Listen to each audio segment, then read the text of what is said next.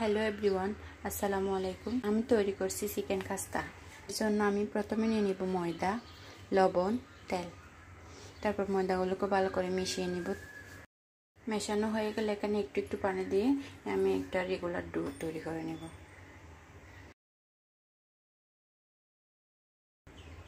এরপর আমি এটা রেস্টে রেখে দেবো 15 মিনিটের জন্য। এরপর আমি চুলায় একটা কড়াই বসিয়ে দিয়েছি। পরিমাণ মতো তেল দিয়ে দিলাম চিকেনগুলো। সিদ্ধ হয়ে আসা পর্যন্ত আমি অপেক্ষা করব। চিকেনগুলো যখন সিদ্ধ হয়ে যাবে, পানি শুকিয়ে আসবে, সিদ্ধ হয়ে এরপর আমি দিয়ে দিব পেঁয়াজ কুচি, আদা রসুন বাটা, কাঁচামরিচ কুচি, লবণ, সামান্য মরিচের গুঁড়া, হলুদের গুঁড়া, ধনিয়া গুঁড়া। নেড়ে ছেড়ে মিশিয়ে রান্না করে নেব 10 মিনিটের জন্য। এখন প্রায় চিকেনগুলো রান্না হয়ে গেছে। এরপর আমি চিকেনগুলোকে নামিয়ে নেব।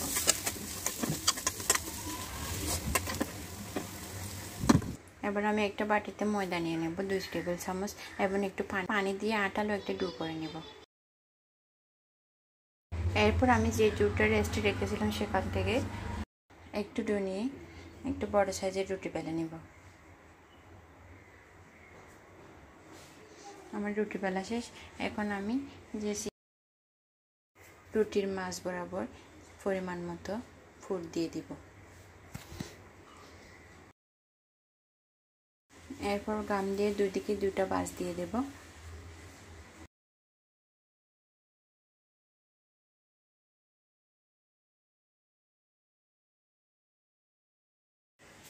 দেখতে পাচ্ছেন আমি আমার পছন্দ মতো একটি সুন্দর শেপ দিয়ে দিছি।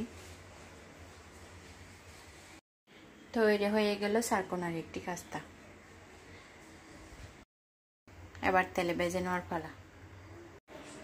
তার জন্য আমি একটি প্যানে পরিমাণ মতো তেল দিয়ে দিছি। তেলগুলো গরম হয়ে গেছে। এরপর আমি একটা একটা করে খাস্তাগুলোকে তেল ছেড়ে দিব। দেখতে পাচ্ছেন খাস্তাগুলো তেল ছেড়ে দেওয়ার সাথে সাথে ফুলকো হতে শুরু করেছে। এক পাশ যখন হয়ে আসবে,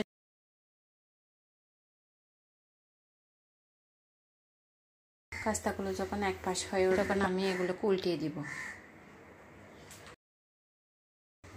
এক পাশ ওপাশ করে ভালো করে ভেজে নেব। উল্টিয়ে পাল্টিয়ে একটি সুন্দর কালার আসা পর্যন্ত অপেক্ষা করব।